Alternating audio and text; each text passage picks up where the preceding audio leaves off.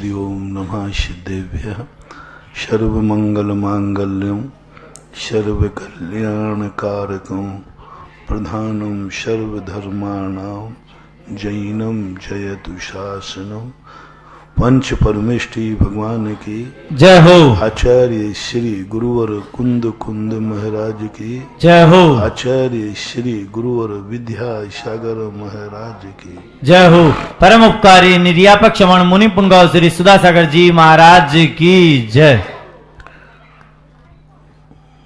उस स्थिति में व्यक्ति जब पहुंच जाता है, जब उसे प्रकृति की अनुभूति हो। प्रकृति का अर्थ होता है न किसी का उपकार करना, न किसी से सहयोग लेना, न किसी को कुछ भी करने का भाव नहीं आना और सब कुछ करते जाना। करना नहीं, सब कुछ होता जाए। हमारी जिंदगी में सब कुछ सहयोग करते जाए, लेकिन सहयोग लेना नहीं। इसलिए सारी प्रकृति को प्रकृति क्यों बोलते हैं? ये किसी के लिए कुछ नहीं करती है, लेकिन सबका सब कुछ उसी से होता है। पेड़ कभी किसी के लिए नहीं फलता है, लेकिन फल सभी के काम आते हैं। हवाएं किसी के लिए नहीं चलती हैं, लेकिन हवाएं सबके लिए काम आती हैं। जल किसी के लिए नहीं बहता है, लेकिन सबके काम आता है। ये पृथ्वी किसी को रहने को नहीं बनी है, फिर भी सारी दुनिया रहती है। सूर्य किसी को प्रकाश देने के लिए नहीं उगता है, लेकिन सभी प्रकाश पाते हैं। प्रकृति का अर्थ यही है, जो किसी के लिए ना हो और सबके काम आवे। सबके काम, जितनी प्रकृति है, प्रकृति का अर्थ होता है नेचुरल, स्वभाव। अपने आप हो रहा है, स्वभाव में किया नहीं जाता। इसलिए भगवान किसी का कुछ करते नहीं, प्रकृतिस्थ हैं, स्थित प्रज्ञ है। वे किसी को कुछ करते नहीं। उन्होंने किसी को उपदेश देने के लिए केवल ज्ञान प्राप्त नहीं किया। उन्होंने केवल दुनिया को जानने के लिए नहीं किया, लेकिन जानने में आ रहा है। जैसे कहा ना, गाय का दूध तुम्हें देने के लिए नहीं आ रहा है, लेकिन सारा जगत गाय का दूध पी रहा है।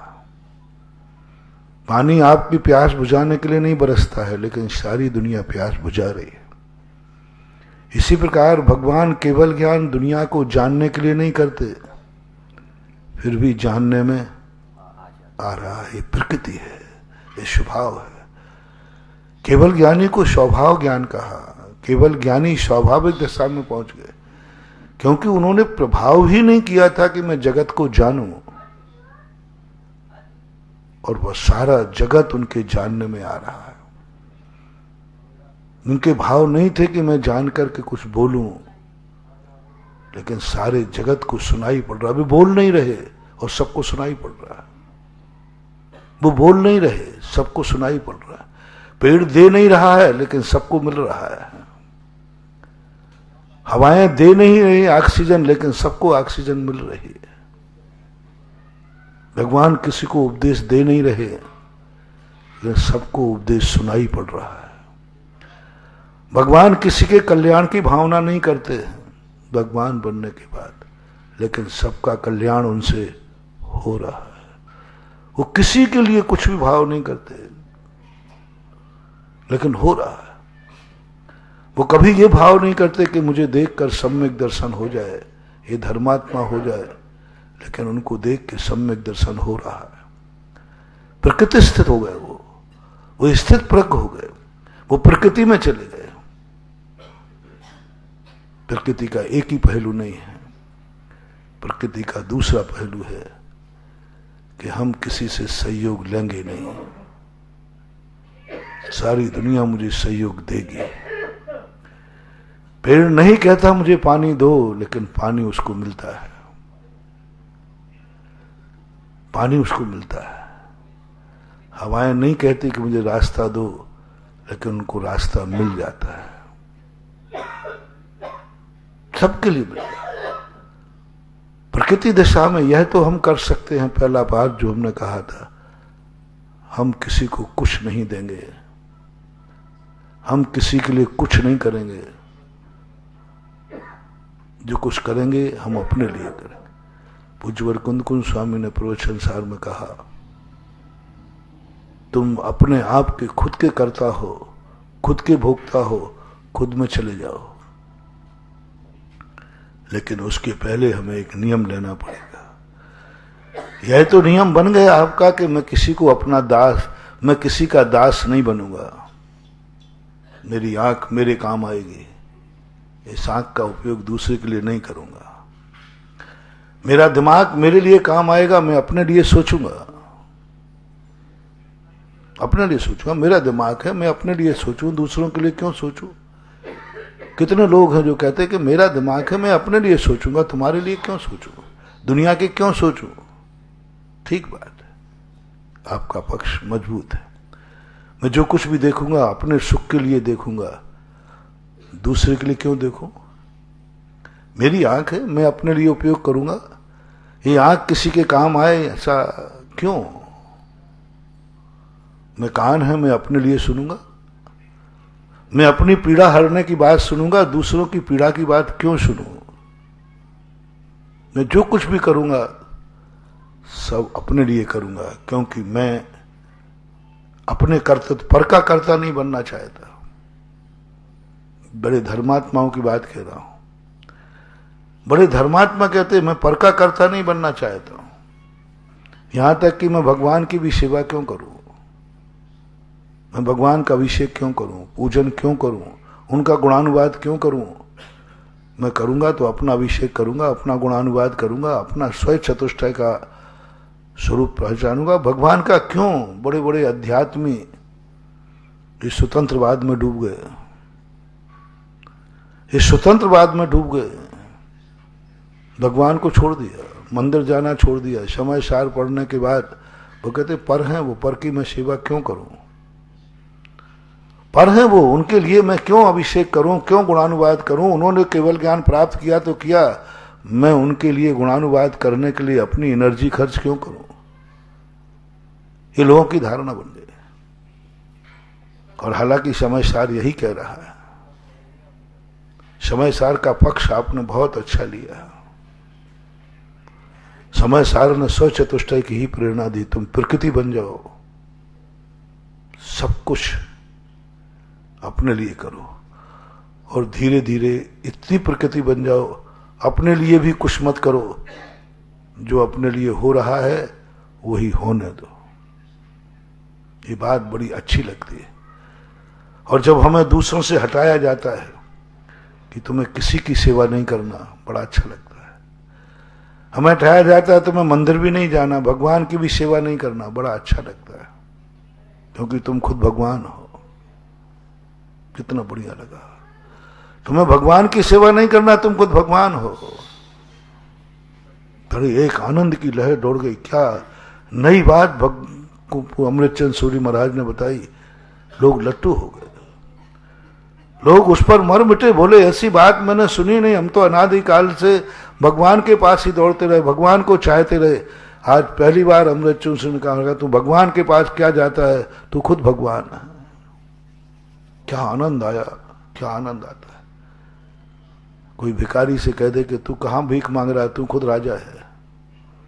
तू कहां नौकरी कर रहा है, तू खुद मालिक है।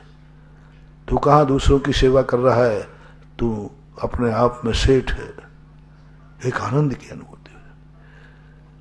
अपने आप में बहुत बड़ी प्रशंसा मिली हमें। तू खुद भगवान है, कहां भगवान की सेवा करने जा रहा है। अभिषेक का लोटा नीचे रख दिया, भगवान का अर्घ नीचे रख दिया, मंदिर जाना बंद हो गया, क्योंकि मैं खुद भगवान हूं। यह बात हमें बहुत अच्छी लगी, लगना भी चाहिए। ये स्वरूप हमें कौन बताने वाला था, वो तो अमृतचंद सूरी महाराज ने बता दिया। और कुंद भगवान ने भगवान शब्द का प्रयोग न कह करके उन्होंने हमें बहुत बना दिया। क्या बना दिया? हम मुनिराजों को उठा दिया, इतना उठाया, क्या गजब, बहुत अच्छा लगता है। अब तो ये अच्छा ही नहीं लगता कि तुम कहो महाराज, आप महाराज हो। तुम लोग क्या समझते हो मुझे? हमें एक उपाधि मिली, हम चलते फिरते सिद्ध हैं। 56 का सीना कर लो। मुनि अवस्था में मुझे इतनी बड़ी, ये चलते फिरते सिद्ध हैं, चलते फिरते तीर्थ हैं, चलते फिरते साक्षात जिन रूप हैं। एक आनंद की लहर आ जाती है। मैं तो अपने आप को मुनि समझ रहा था। कुंदकुंद स्वामी ने तो कहा कि तुम जिन मुद्रा हो, जिन रूप हो, जिन रूप धरा न रहा, जिन रूप को धारण करने वाले, तुम भगवान रूप हो, तुम साक्षात तीर्थ हो। मैं तो इन्हीं को तीर्थ मान रहा था कि चंद्रोदय तीर्थ है। मुझे तो भगवान ने कहा तू खुद तीर्थ है। क्या आनंद आ गया। मैं तीर्थों को ढूंढ रहा हूं, मैं तीर्थों की वंदना कर रहा हूं। पूज्यवर कह रहे तू खुद तीर्थ है। तीर्थों की वंदना का मन अब नहीं करूंगा मैं, क्योंकि मैं खुद तीर्थ हूं। अब नहीं जाऊंगा भगवान के पास, क्योंकि मैं खुद भगवान हूं। अब मेरा सब कुछ मेरे पास है, जितना संसार में वैभव है सब तेरे पास है। तू खुद जिन मुद्रा है। और ये आगम के वचन बोल रहा हूं, गलत नहीं बोल रहा हूं। और हमें अच्छा भी लगा, बहुत अच्छा लगा कि मैं अपने जीवन में वो दिन कब पाऊं जब मैं किसी के काम नहीं आऊं। सब कुछ मेरा, मेरे लिए, मेरा मन मेरे लिए, मेरी आंख मेरे लिए, मेरे कान मेरे लिए, मेरा मुख मेरे लिए, मेरा सब कुछ, रोम रोम सब कुछ मेरे लिए, 24 घंटे मेरे लिए, क्योंकि मेरा है। मेरा मेरे लिए काम आना चाहिए। आपको जब किसी के सहयोग की बात करता हूं, कोई करे तो कहते महाराज उसके कर्म फूटे तो मैं क्या करूं? मैं उसके लिए कमाऊं क्या? उसके लिए कमाऊं? मैंने अपना खुद का कमाया है। एक भिखारी 2 रोटी के लिए आपके दरवाजे खड़ा रहता है और आप पिकनिक बनाने होटल में चले जाते। अरे भाई वहां तो 100 रुपया लगेंगे। बोले महाराज उसके लिए थोड़ी कमाया, मैंने अपने लिए कमाया। रावण का यही सोच था। रावण स्वचतुष्टयवादी था। वो सब कुछ अपने लिए करता था, उसको किसी की कोई फिक्र नहीं थी। ना उसे समाज की फिक्र थी, ना राज की फिक्र थी, ना परिवार की फिक्र थी। सब मिटे तो मिट जाए, मेरे लिए। मेरे लिए जब मेरा पुण्य है, लंका मेरी है, मेरे काम आएगी।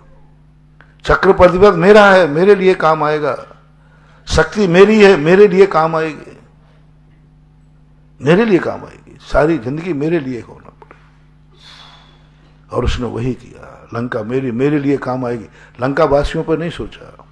उसने नहीं, ये नहीं सोचा कि लंका का तहस नहस हो जाए। बोले हो जाए,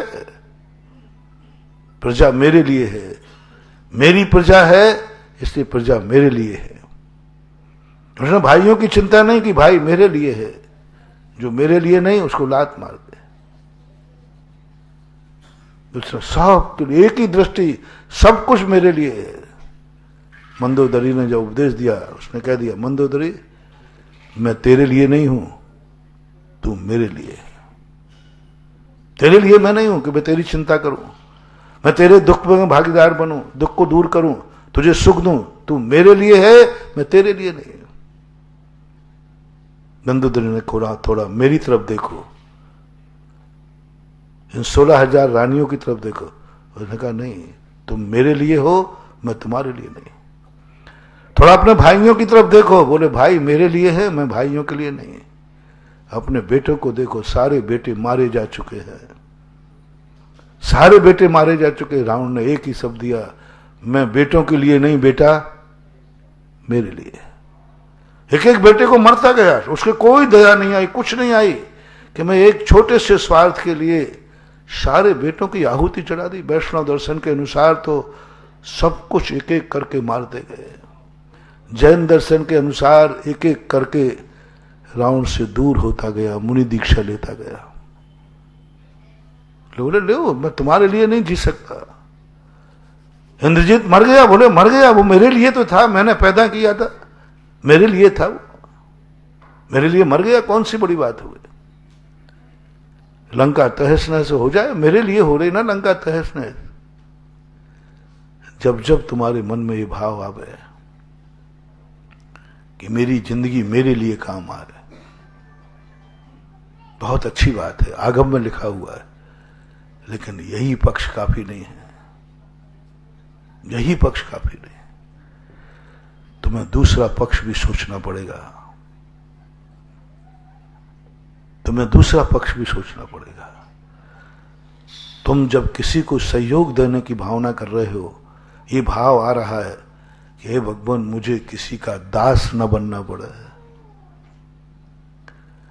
मेरी जिंदगी के लिए मेरी जिंदगी दूसरों के काम ना आ जाए, बहुत अच्छा भाव। लेकिन तुरंत एक संकल्प और करना, भगवान मैं किसी का दास नहीं बनूं, मैं किसी के काम नहीं आऊं, बस एक आशीर्वाद दे दो, मैं किसी को दास न बनाऊं, बस मुझे जिंदगी में किसी का सहयोग न लेना पड़े। हर व्यक्ति चाहता है, मैंने एक दिन प्रवचन दिया था कि आप लोग चाहते, आप लोग जब घर में झगड़ा करते हैं, पति से झगड़ा करते हैं, तो कहते हैं कौन सा सुख दे दिया, कोई रोटी पानी बनाने वाली लगा दी क्या, कोई बर्तन मांजने वाली लगा दी क्या, क्या कोई झाड़ू लगाने वाली लगा दी, कौन सा सुख दे दिया। इनको उलायना क्या देते हो, ये नहीं कर पाएंगे, इनकी बस की होती तो ये तो अभी तक लगा चुके, क्यों उलायना दे रहे। इनकी बस की होती तो वो लगा चुके होते, इनके बस की बात नहीं है। मैं लगवा सकता हूं, आपकी जो जो मांगे हैं वो मैं कर सकता हूं। आपके घर में हर चीज का नौकर होगा। आज शनिवार है, मेरा आशीर्वाद देने का मन कर रहा है। हर चीज का तुम्हारे घर में नौकर हो, बस तुम इतना बता दो, तुम जो कार्य करते हो वो नौकर करेगा पक्का है, तुम क्या करोगी ये वो मुझे बता दो, फिर आगे मैं निपटा लूंगा। तुम क्या करोगे, तुम रोटी बनाती हो, नौकर रोटी बना, उस समय तुम क्या करोगे, जल्दी बोल दो। नहीं सोएंगे, पिक्चर देखेंगे, घूमने जाएंगे, तो मुझे पागल कुत्ते में नहीं कर रहा कि तुम्हें रोटी से ज्यादा बड़ा पाप करने की छूट दे दो। रोटी बनाने में उतना पाप नहीं जितना तुम पिक्चर देखोगे, सोओगे, बस्ती करके घूमोगे, मोबाइल चलाओगे, टीवी देखोगे, बड़ा पाप है। इसलिए कर्म ने कहा इसको बड़े पाप से बचाओ और इसकी ऐसी गरीबी हालत करो कि स्वयं रोटी में उलझ जाए, जिससे बड़े पाप से बच जाए। ये बहुत बड़ा उपकार है तुम्हारे ऊपर। तुम समझ रहे हो मुझे गरीबी है, गरीबी नहीं, ये वरदान है। तुम्हें बहुत बड़े पाप से बचा करके एक रोटी से पाप में उलझा दिया। बोलो, उतने समय वह शैतानी पिक्चर देख रही है, शैलियों के साथ घूम रही है, शयन कर रही है, इन सब चीजों में पाप है या रोटी बनाने में पाप है? दोनों में पाप किस में ज्यादा है? बोलो। इसलिए भगवान करे हमारे भक्तों को सदा रोटी बनाना पड़े। रोटी बनाने में दो फायदे हैं। एक तो तुम दुनिया के पापों से बच जाओगे, मात्र उतना ही पाप होगा, और तुम अपने हाथ से रोटी बनाओगे तो कभी मुनिराज आ जाएंगे तो रोटी बनाने का पाप अपने आप धुल जाएगा। और नौकर के द्वारा बनाया तो तुम तो पाप कमाओगे और नौकर का बना महाराज लेंगे नहीं, सो वो पाप वो पुण्य संचय से कम और हो जाओगे। बोलो, रोटी बनाने वाली चाहती हो या रोटी बनाना चालू रखना चाहते हो? कौन सा आशीर्वाद दूं? आ गए ना उसी बात पे। हम तुम्हारी समस्या निपटा रहा हूं। ये तुम्हारे पास में, तुम्हारे पास हमेशा कौन सी रोटी बनाने लगा दी, अब ये कुल्हाड़ी नहीं दे सकती।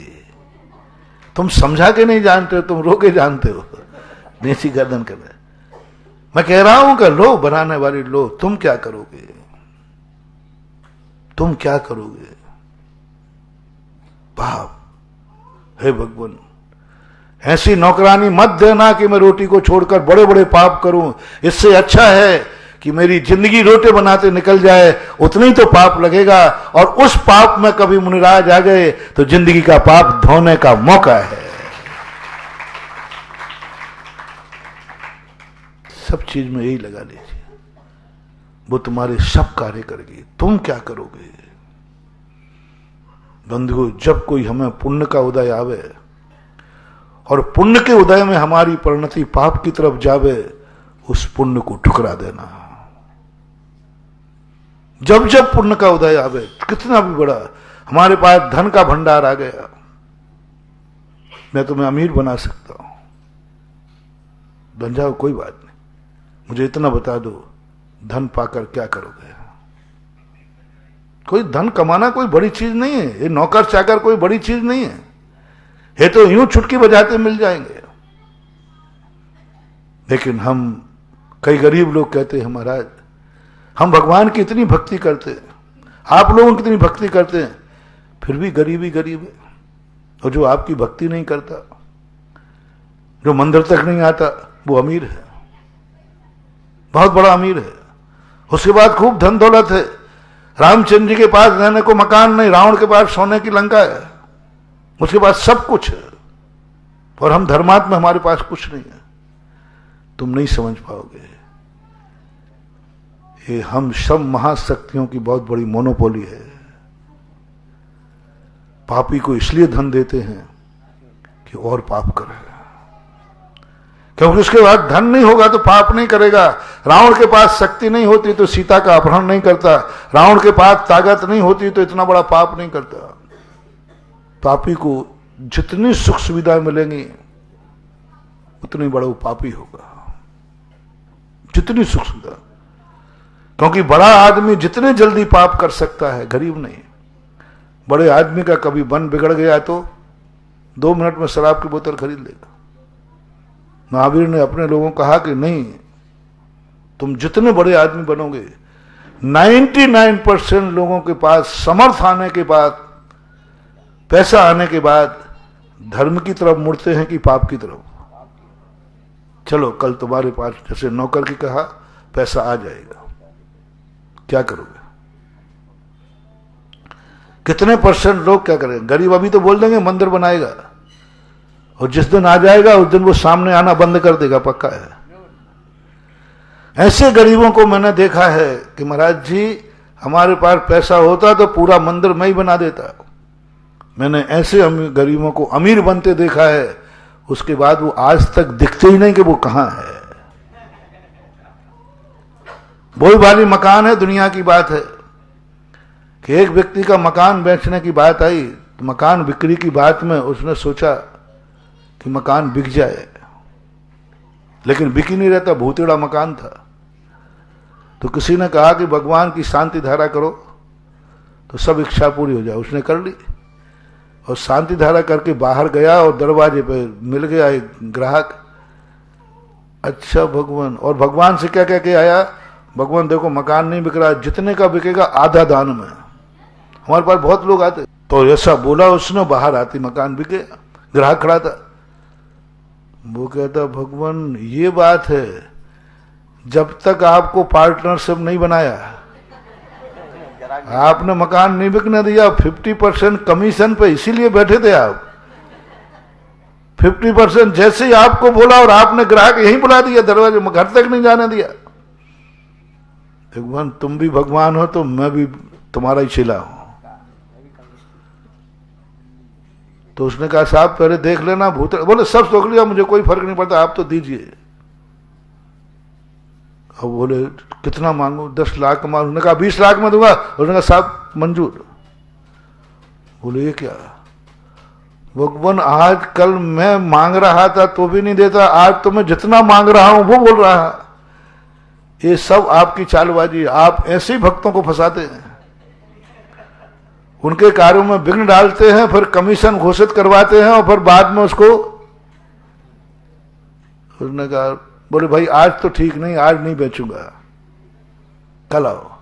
रात भर सोते सोते 20 लाख का 10 लाख बाबा के जाएगा, 10 लाख बचेगा क्या। सुबह उठते उठते एकदम एक बिल्ली दिख गई उसको, उसी मकान में रहती थी।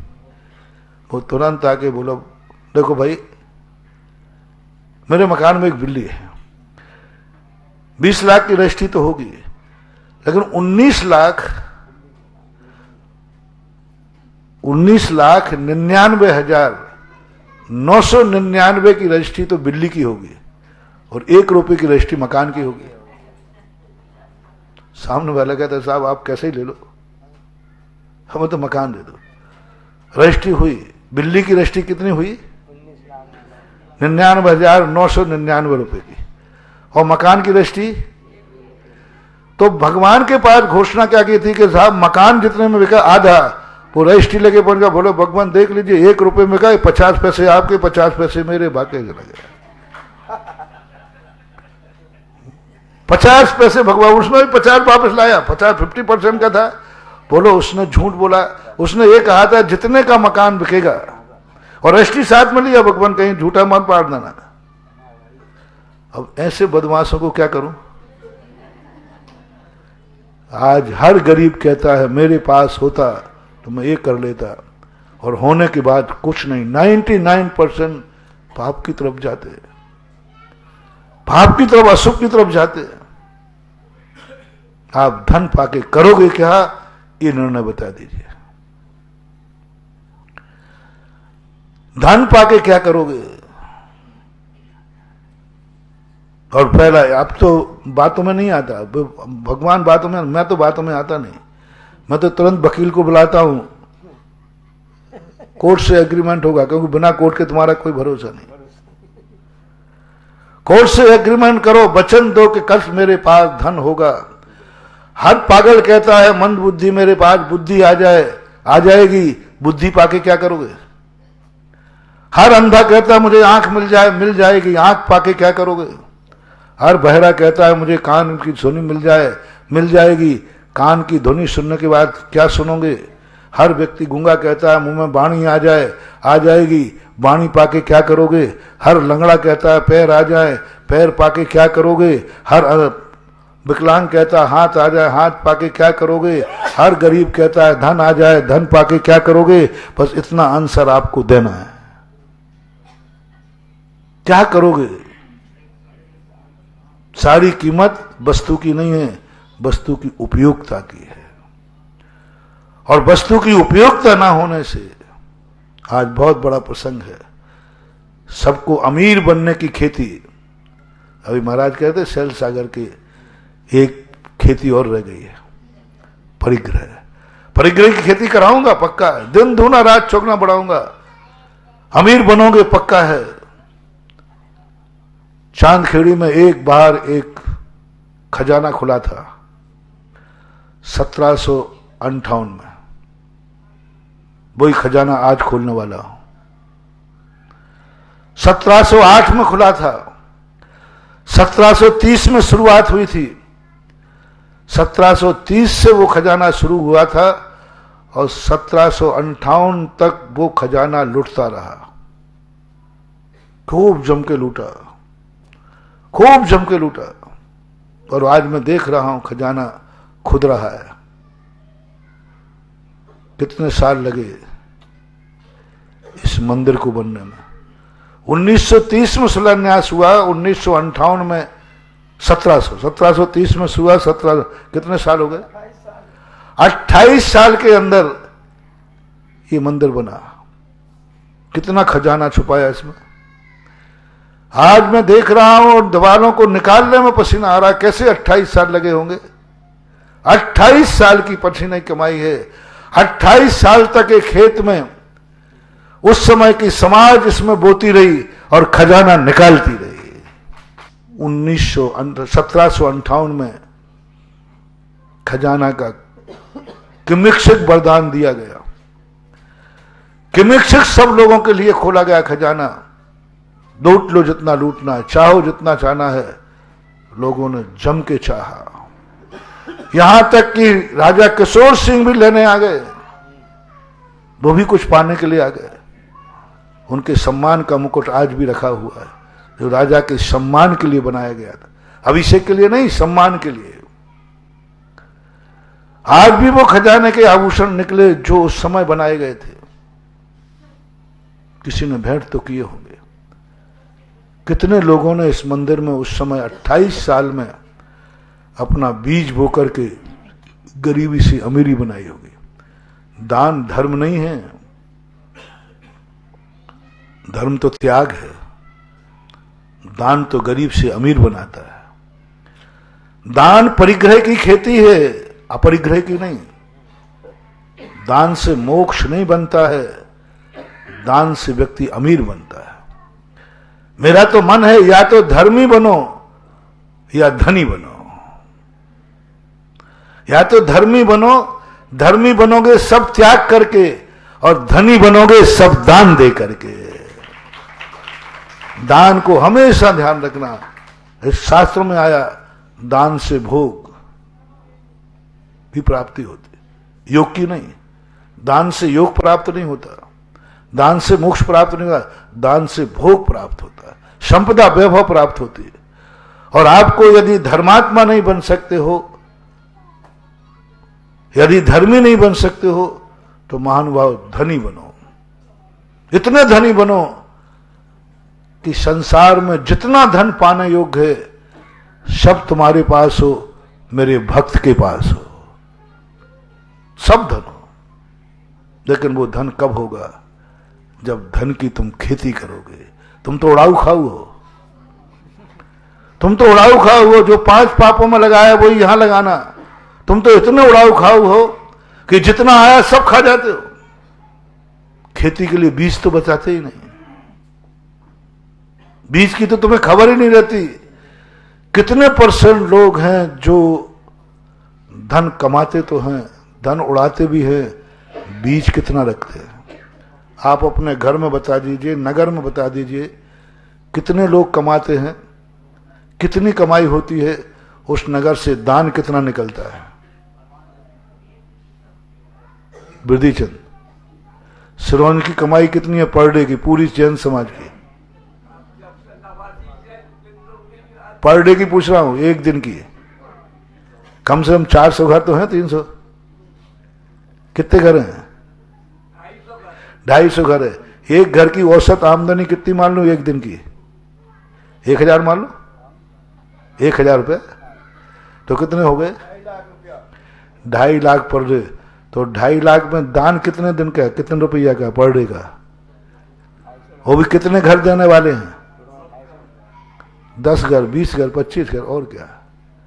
सब कमा रहे हैं, लेकिन सब कमा के गमा भी रहे हैं, ऐसी बात नहीं, रख नहीं रहे, लेकिन सब बीज नहीं कर रहे, खेती नहीं कर रहे। और खेती जब तक परिग्रह की नहीं करोगे तुम्हें मिलेगा। देखो, रावण ने खेती नहीं की, रावण ने खेती नहीं की, परिणाम ये निकला आज एक एक दाने को मोहताज है। क्या भोगा उसने? सब उसकी कमाई थी, खुद की कमाई थी, स्वयं के लिए उसने उपयोग किया। आज नरकों में एक दिन वो था जब सोचता था क्या खाऊं, और आज वो सोच रहा है कि क्या खाऊं। 3 लोग को नाच जो खाए मिटे न भूख, एक दाना नहीं मिल रहा है। किस कारण से? बीज नहीं बनाया। मैं तुम्हारे लिए यही उपदेश नहीं दे रहा हूं कि तुम भगवान बन जाओ, धर्मात्मा बन जाओ। कम से कम तुम धन चाहते हो तो सदा धनी तो बने रहो। धन की खेती करो, धनी की खेती करो। मैं अभी 5 आपकी मर्जी के अनुसार चल रहा हूं, क्योंकि आपको मेरी मर्जी के अनुसार चलना आपने बंद कर दिया। मुझे धर्मी नहीं बनना है, धनी तो बनना है। हाँ वो तो सब, हाँ बता तो लो, धनी बनने की खेती ले लो। धनी जब भी बनोगे, रावण ने धनी बनने की खेती नहीं की, धनी तो था लेकिन साव बुरा खा के चला गया। आप लोगों में भी 95% लोग धन को, खूब धन खा रहे हैं, खूब धन पाप, लेकिन धन की खेती नहीं कर रहे हैं। 1798 में धन की खेती यहां चांदखेड़ी से बंद हुई थी। बड़ी खेती, छोटी मोटी खेती तो चलती रही, बीच में वो भी बंद हो गई थी। क्यों? लोगों ने खेत का मूल्य समझना शुरू किया।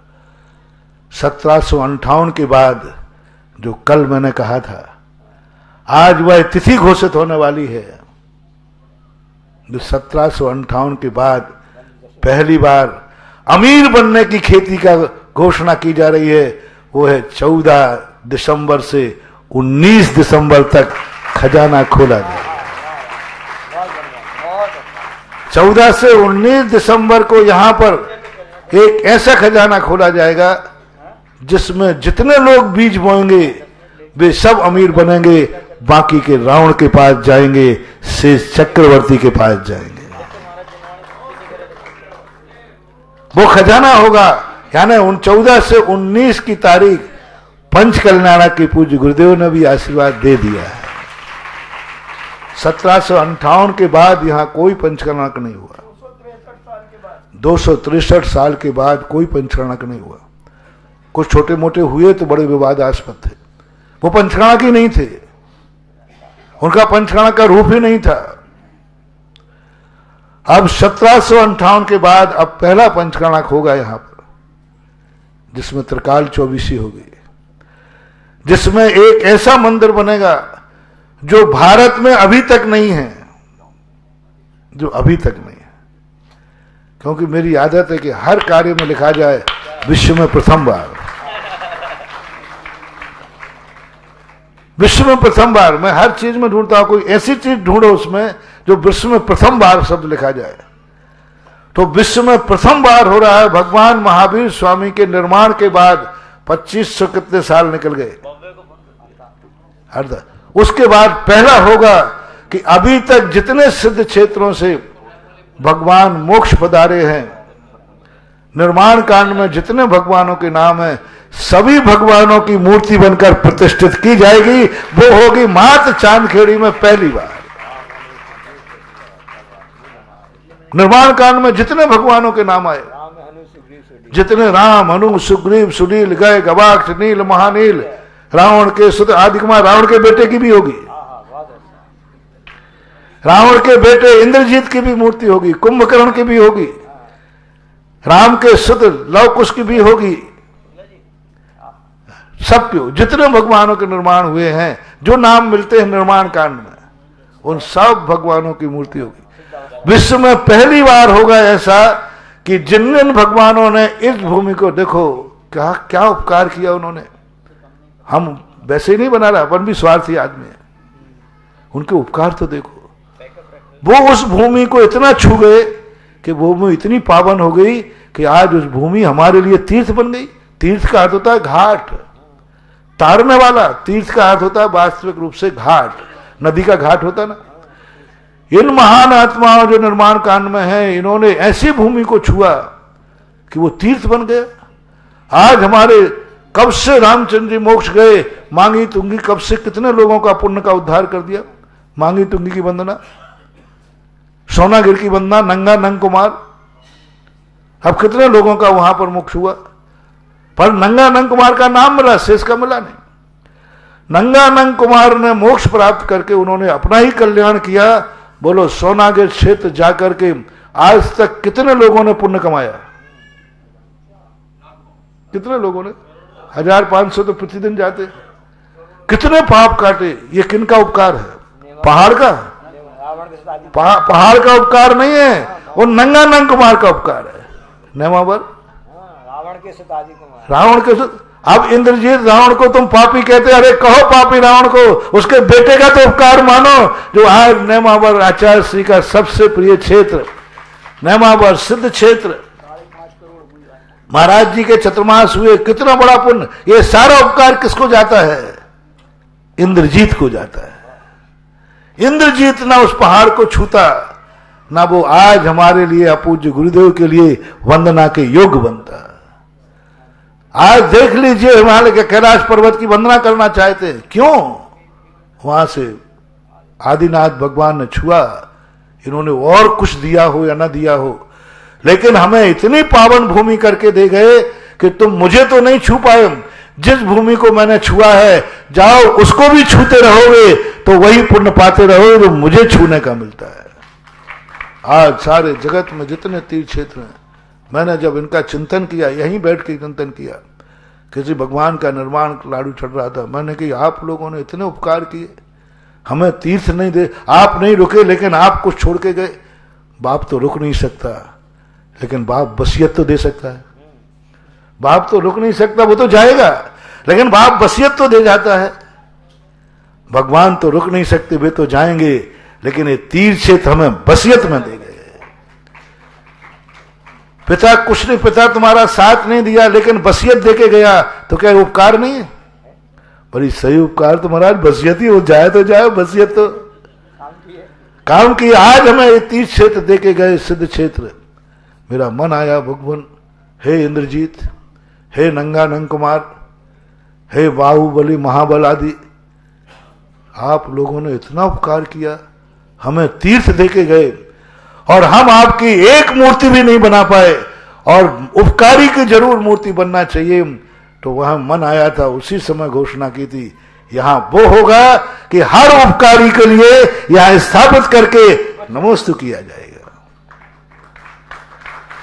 और पूरे भगवानों की मूर्तियां आ चुकी हैं, और वो मूर्तियों का जब स्थापित करोगे, विश्व में बहुत पंचकर्णक किए होंगे तुमने, हमने भी बहुत किए, लेकिन पहला पंचकर्णक होगा जहां पर हर तीर्थ क्षेत्र के भगवान यहां विद्यमान होंगे। जब उस तीर्थ क्षेत्र की याद वंदना करोगे तो भगवान यहां की मूर्ति तुम्हें याद आएगी और वंदना के रूप में आएगी। ऐसा एक अलौकिक पंचकल्याणक बहुत बड़ा चातुर्मास के पहले ही घोषणा होती, लेकिन कोरोना का प्रोटोकॉल बीच में बाधक था, सरकारी परिस्थितियां थी, सरकार की भी स्वीकृति है, पूज्य गुरुदेव की स्वीकृति है। अब ये है अमीर बनने की खेती। ये तो भगवान की बात कही, भगवान तो सब पर, भगवान भी बैठेंगे तो वो भी तुम्हारे लिए कुछ देने के लिए बैठेंगे। ये तो खेत है, खेत बनाया जा रहा है। 263 वर्षों से ये खेत थोड़ी थोड़ी फसल उत्पन्न कर रहा था। बीच में 100 साल तक तो इसने कोई फसल ही उत्पन्न नहीं हुई, बंजर हो गई। 100 साल तक इस भूमि के ऊपर किसी ने बीजारोपण नहीं किया, अभिषेक भी नहीं किया, पूजा भी नहीं की, अर्घ भी नहीं चढ़ाया, चमगादड़ों का स्थान मिला 100 साल तक। 100 साल के बाद खेत को थोड़ा सा उर्वरा बनाने का प्रयास किया, और अब तो मैं ऐसा उर्वरा बनाना चाहता हूं 14 तारीख से 19 तारीख के बीच में, कि जब तक सूरज चांद रहे तब तक ये गरीबों को अमीर बनाता रहे। अब उस दिन में, उन दिनों में आपको, मैंने पहले ही कहा, अमीरी बनने का खेती है दान। बंधु दुनिया लाख उपाय करना, कितनी माला फेरना, कितनी कुछ करना, दान के बिना आज तक कोई अमीर बना नहीं, बन नहीं रहा और बनेगा भी नहीं। जितने दानी हैं वो अमीर हैं। इनका इतिहास उठा के देख लो, ये दानी थे। रावण का इतिहास उठा के देखो, ऐसे नहीं मिल गया उसको धन। जितने अमीर आदमी हैं सब अपने आप में पूर्व भाव के दानी हैं। बिना दान के, जैसे खेत में बीज बोए बिना फसल नहीं उग सकती है, बिना दान के कभी तुम अमीर नहीं हो सकते। यदि आप संसार की दृष्टि से परिग्रह की ही खेती करना है, मैंने तो यही माहौल है, कम से कम भक्त धर्मी बने या नहीं बने, धनी जरूर बने। और धनी बनने के लिए तुम्हें दान बोना पड़ेगा। तुम्हें परिग्रह प्यारा है, तुम्हें धन दौलत प्यारा है, कोई बात नहीं, तुम धन दौलत के दीवाने हो। जैसे मैंने कहा तुम्हें हिंसा प्यारी है, हिंसा की खेती करो। कहीं ऐसा ना हो कि कल तुम हिंसा करना नहीं लायक रहो। तुम्हें धन प्यारा है तो धन की खेती रहो। कल ऐसा ना हो जाए कि कल तुम धन से हीन होकर एक दाने को तरस जाओ। दान का उपदेश कभी धर्म करने के लिए नहीं दिया जाता। दान का उपदेश जब भी होता है तुम्हारे लिए ऐसी मौका ना आ जाए। तुम्हारी जिंदगी में जितने ये मंदिर बनते, मैंने एक दिन कहा था, मैंने आज तक कभी कोई तीर्थ क्षेत्र नहीं बनाया और बनाऊंगा भी नहीं, बनाऊंगा भी नहीं। जिस दिन बनाऊंगा वो अंतिम तीर्थ क्षेत्र होगा। बनाऊंगा जरूर, एक बनाऊंगा, बस जिंदगी में एक तीर्थ क्षेत्र बनाऊंगा। वो अंतिम होगा, फर्स्ट एंड लास्ट, जिसको दुनिया सिद्ध क्षेत्र के नाम से जानेंगे। उसके पहले तो ना मैंने तीर्थ क्षेत्र बनाया है ना बनाऊंगा, ना मैंने कभी मंदिर बनाया है ना बनाऊंगा, ना कभी भगवान को बैठाला है ना बैठा लूंगा। मैं तो अपने भक्तों के लिए भगवान से कह दिया, भगवान मैं ये मत समझना कि महाराज कह रहे थे बहुत अच्छा मंदिर, महाराज हम बहुत आगे के आदमी हैं, मैंने भगवान का मंदिर नहीं बनवाया है, मैंने अपने भक्तों को मर करके फुटपाथ पे जन्म ना लेवे, किसी कोठी में जन्म लेवे, महल में जन्म लेवे, इसलिए इनको बनवाया है। क्योंकि जो आवास दान दिए बिना मरते हैं वे फुटपाथ पर जन्म लेते हैं, जो आवास दान देके मरते हैं वे महलों में जन्म लेते हैं। जो भगवान को आवाज दे देता है वो महल में जन्मेगा, जो मुनियों को संतशाला बनाता है वो एक हवेली में जन्मेगा, और जो धर्मशाला बनता है वो अपने बाप के मकान में जन्मेगा, और जो गरीबों को मनाता है वो अपने एक छोटे से मकान में जन्मेगा, और ये चारों नहीं करता है वो फुटपाथ पे जन्मेगा और सलमान खान की गाड़ी। क्यों जन्मते हैं फुटपाथ पर? क्योंकि इन्होंने कभी आवास दान दिए, 4 आवास दान बता दिए।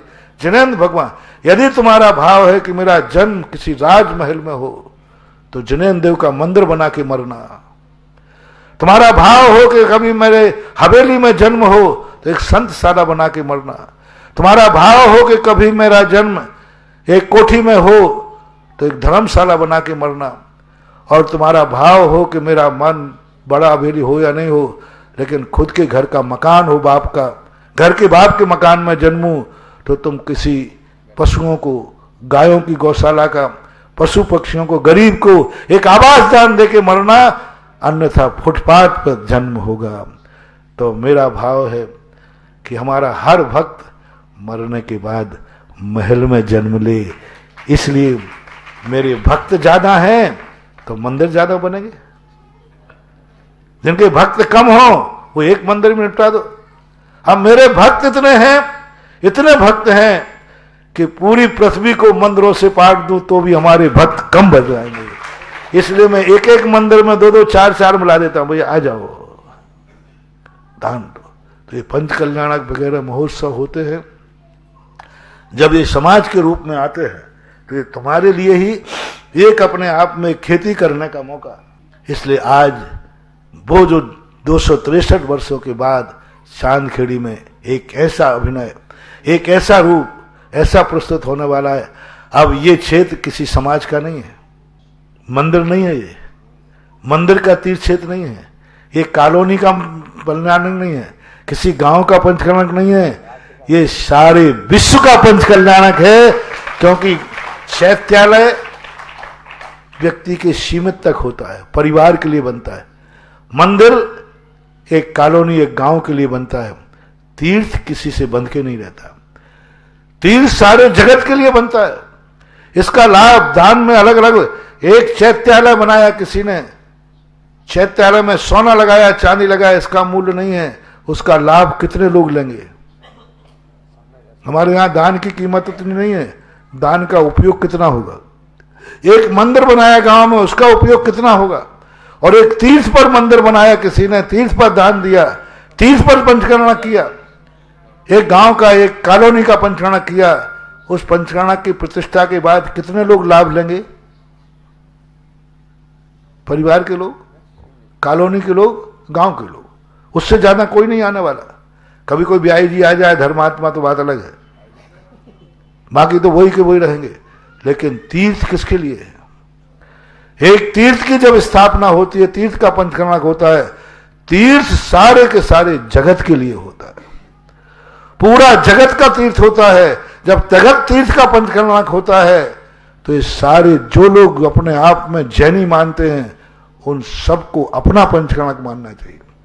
और इस पंचकर्णक के बाद जो मूर्ति प्रतिष्ठित होगी, इसके कितने लोग दर्शन करेंगे? अकेले चांदखेड़ी वाले? सारा जगत, सारी दुनिया। तुम्हारी मूर्ति का पुण्य लगेगा, तुमने जो प्रतिष्ठित मूर्ति की है। सब भगवान, लोग कहते हैं महाराज भगवान तो सब एक ही हैं, भगवान से कोई मतलब नहीं है। तुमने जो मूर्ति की है उस मूर्ति को कितने लोगों ने नमस्कार किया? चैत्यालय की मूर्ति वही आदिनाथ है, कितनों ने नमस्कार किया? 10 लोगों ने। गांव की मूर्ति है, कितने लोगों ने नमस्कार किया? 100 लोगों ने। और तीर्थ की मूर्ति है, कितने लोगों ने? जितने लोग नमस्कार करेंगे उतना कमीशन आपको बनेगा। अब आपने किस कंपनी का शेयर लेना है? चैत्यालय वाली कंपनी का, कॉलोनी वाली कंपनी का, गांव वाली कंपनी का, या इतनी बड़ी कंपनी तीर्थ क्षेत्र का? ये इतनी बड़ी कंपनी है, इसका शेयर तो देखो कितना है।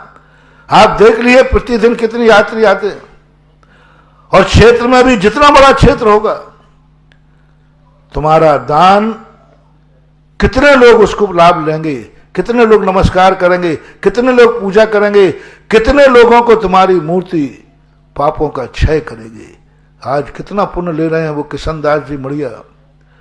आज आदिनाथ भगवान को अभिषेक करके कितने लोगों को लाभ हो रहा है, कल्पना तो करो। कल्पना, लोग पैसे की कोई कीमत नहीं समझ रहे हैं। लोग कह रहे हैं मुझे अभिषेक करना मिलना चाहिए, शांति धारा मिलना चाहिए। इसलिए सारे जगत का पंच कल्याणक है, सारे जगत के लिए। अब कौन कितनी बड़ी खेती कर पाता है? कौन स्वधर्मेंद्र बनेगा? कौन ऐसी मूर्ति को अनुभव करेगा जो संसार में पहला मंदिर होगा जिनमें सारे जगत के तीर्थ क्षेत्र, और यहां लिखा जाएगा सारे तीर्थ बार बार चंद्रोदय तीर्थ एक बार। सारे तीर्थ, क्योंकि सारे तीर्थों के भगवान ही इकट्ठे हो जाएंगे। मांगे तुंगे जाओगे तो वहां के भगवान मिलेंगे, सोनागिर जाओगे तो वहां के भगवान मिलेंगे, जहां जाओगे वहां के भगवान मिलेंगे, और चंद्रोदय आओगे तो सारे जगत के भगवान, सारे जगत के तीर्थों के भगवान स्थापित कर रहे हो। सारे भारत के जितने तीर्थ क्षेत्रों में भगवान मोक्ष पधारे, वो सारे भगवान यहां विराजमान होंगे। यानी ये पंचकल्याणक में जो इंद्रादिक बनेंगे, वे सारे जगत के तीर्थ क्षेत्रों के बराबर का पुण्य के भागीदार हो सकते हैं। क्योंकि सारे तीर्थ यहां, जब उसको कहा मांगी तुंगी के दर्शन करो, चलो चांद खेड़ी कर दे, यहां बैठे सारे भगवान हैं, उनको नमस्कार करेंगे। ये बहुत बड़ा कार्य, बहुत बड़ा रूप, और बहुत बड़ी स्थिति बन रही है। और वो भी मैंने कहा तीर्थ क्षेत्र का तो महत्व है ही, तीर्थ क्षेत्रों में भी एक अलौकिक जिनालय जिनमें बैठेंगे। कौन स्वधर्मेंद्र है जिसकी सची की घिसी हुई केसर से उन भगवानों का अंक न्यास होगा। इंद्राणी की सबसे बड़ी कीमत है। इंद्राणी का और कोई रोल नहीं है, बाकी तो सब ठीक है। दो काम सबसे बड़े महत्वपूर्ण होते हैं। पहला तो भगवान का प्रथम दर्शन करती है, दूसरा इंद्राणी के द्वारा घिसी हुई केसर से ही केवल ज्ञान के संस्कार होते हैं और किसी के नहीं। नियोग, और उसकी केसर से लगे हुए संसार के सारे तीर्थों के भगवान जो चंद्रोदय चांद खेड़ी में बैठेंगे, वो उस केसर से, वो भाग्यशाली। कोई ना कोई 263 साल के बाद, मैंने तो टाल दिया था, टलने वाला था, लेकिन जरूर कोई ना कोई पुण्यात्मा है जिसने यह पंच कल्याणक इस समय करने के लिए अनुकूलता बनाई। कोई ना कोई इंद्राणी है, कोई ना कोई इंद्र है, कोई ना कोई कुबेर है, कोई ना कोई यज्ञ नायक है, कोई ना कोई ईशान।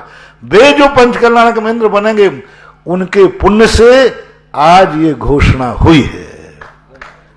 मैंने पहले कहा, इस मुंह से जब कोई घोषणा होती है, निश्चित उस पुण्य को लूटने वाला दुनिया में पैदा हो चुका